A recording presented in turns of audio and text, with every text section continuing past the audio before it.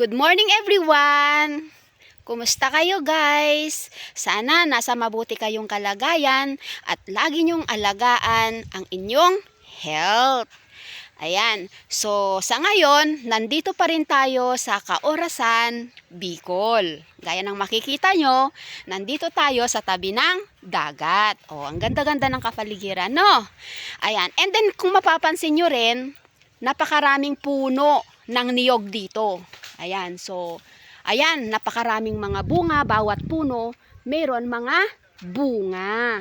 Ayan, so lahat yan, tanim ng friend namin, si Kuya Fermin, at syempre may inaanak kami dito sa kasal, sila Jeriel, sa sila Glady, pag-aari nila ito. Ayan, ngayon, naisip ko na gawan natin ito ng content. Actually, may napitas na kami dito. Heto. Ayan, so ito yung mga napitas natin kanina, no? Tapos meron na rin dito tubig. Ayan, itong tubig ng buko, napaka-healthy ito guys. Okay, so ano ba ang health benefits ng buko? Ganon din itong buko juice.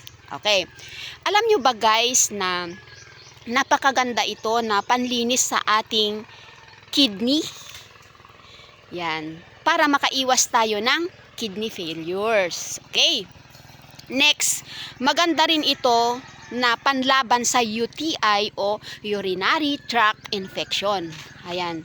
So, alam nyo ba na napakaganda ang buko juice na pamalit sa ating soft drinks?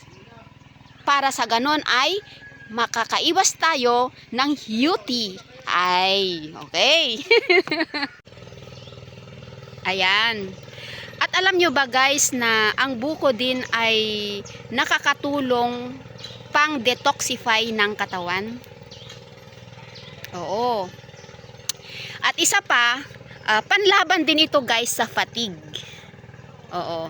Alam nyo din ba guys na itong buko ay mayaman din ito sa antioxidants, yon, tapos vitamin, mineral, ganyan. Oo. Kaya yung karamihan na tao dito sa Bicol, madalas ginagawa nilang tubig ito. Ito yung pampalit soft drinks nila o kaya pag merienda, ganyan. Instead of soft drinks, buko juice na lang ang iniinom nila. Ayan. At higit sa lahat, syempre, nagpapakinis ng balat.